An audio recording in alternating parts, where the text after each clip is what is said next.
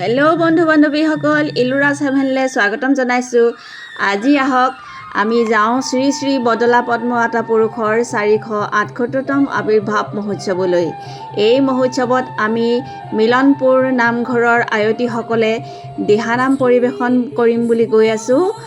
তিনিদিনীয়া কাৰ্যসূচীৰে উদযাপিত আৰু তিনিচুকীয়া জিলা আৰু ডিব্ৰুগড় জিলাৰ সহযোগত শ্ৰী শ্ৰী বদলা পদ্মৱতা পুৰুষৰ সেৱা সমিতিৰ দ্বাৰা আয়োজিত এই মহোৎসৱত তিনিদিন কাৰ্যসূচী ৰখা হৈছে। এই তিনিদিনীয়া কাৰ্যসূচীত আজি প্ৰথম দিন। এই প্ৰথম দিনটোতেই দিহানামৰ সমাৰোহ হৈছে।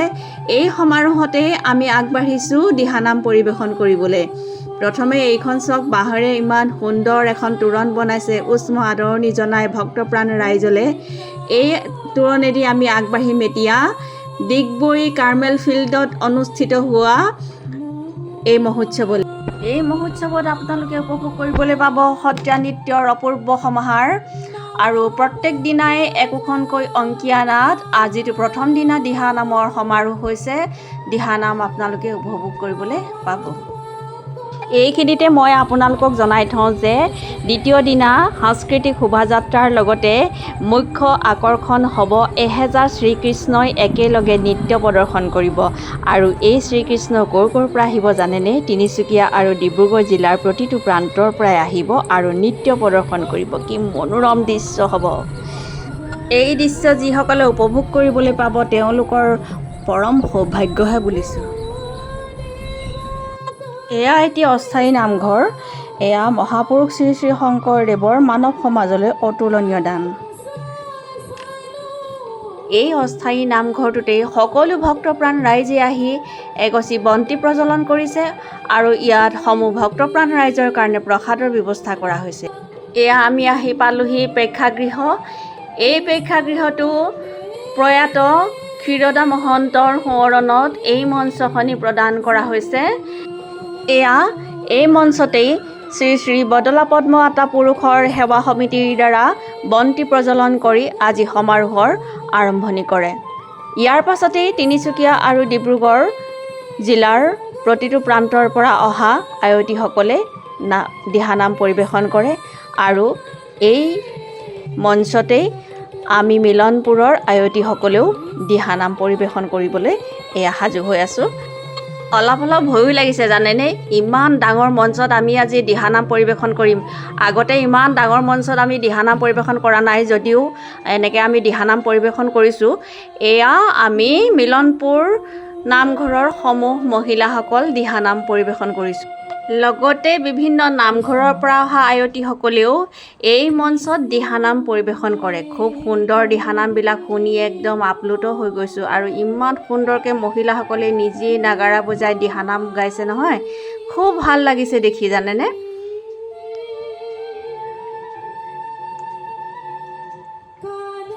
এয়া ধৰ্মধ্বজা উত্তোলনী ঠাইত আমি ফটো একপি মাৰিলোঁ। এই মহোৎসৱত বিভিন্ন ধৰণৰ বিপণীও দেখা গ'ল। এইখন বাঁহ বেতৰ দ্বাৰা নিৰ্মিত বস্তুৰ বিপণী। অকল বাঁহ বেতৰ দ্বাৰা নিৰ্মিত বস্তুৰ বিপণীয়ে নহয়, ইয়াত আৰু বিভিন্ন ধৰণৰ বিপণী দেখা গ'ল। এয়া দেখিছেনে? অসমীয়া গহনাৰ। আৰু এইখন হ'ল কাপোৰৰ বিপণী। এই কাপোৰৰ বিপণীখনত আমি দাম সুধিলোঁ।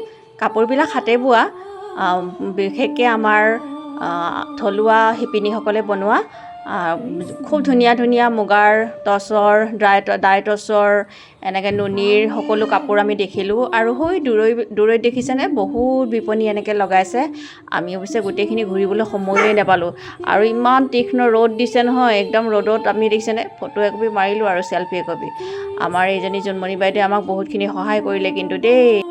মোৰ চেনেলৰ যোগেদিয়ে মই জোনমণি বাইদেউলৈ ধন্যবাদ জ্ঞাপন কৰিছোঁ। তেখেতে যদি আমাক সোঁৱৰাই নিদিয়া হ'লে আমি কিন্তু এই মঞ্চত দিহানাম গাবলৈ অপাৰগ হ'লোহেঁতেন। আৰু এয়া হ'ল ডিগবৈৰ পৰাগধৰ চলিহা প্ৰেক্ষাগৃহত সকলোৰে বাবে, সকলো ভক্তপ্ৰাণ ৰাইজৰ বাবে দুপৰীয়াৰ আহাৰ এনেকৈ যোগান ধৰা হৈছে। সকলো ভক্তপ্ৰাণ ৰাইজেই দিহানাম পৰিৱেশন কৰি বা দিহানাম চাই আহি ইয়াত এনেকৈ দিনত আহাৰ গ্ৰহণ কৰিছে। এয়া জোনমণি বাইদেউ এয়া আহাৰ গ্ৰহণ কৰি আছে। আমিও আহিছোঁ এতিয়া দুপৰীয়া আহাৰখিনি গ্ৰহণ কৰিবলৈ। আৰু এয়া হ'ল এই সমিতিখনৰ সদস্যসকল। তেওঁলোকে এনেকৈ লাইন পাতি খুব সুন্দৰকৈ সকলো মানুহকে আহাৰ যোগান ধৰিছে। বইল আহাৰ কিন্তু দেই। এয়া ভাত লৈছোঁ, দাইল দিছে আৰু লগতে খুব সুন্দৰকৈ নিৰামিষ ভাজি। আৰু এই যে মহিলাখিনি দেখিছে, এই মহিলাখিনিয়ে এই সেৱা সমিতিখনত দিনে ৰাতিয়ে তেওঁলোকে অশেষ কষ্ট কৰি এয়া ৰাইজক এনেকৈ সেৱা আগবঢ়াই আছে। সকলোলৈকে ধন্যবাদ জ্ঞাপন কৰিলোঁ মোৰ ভিডিঅ'টো শেষলৈকে চোৱাৰ বাবে।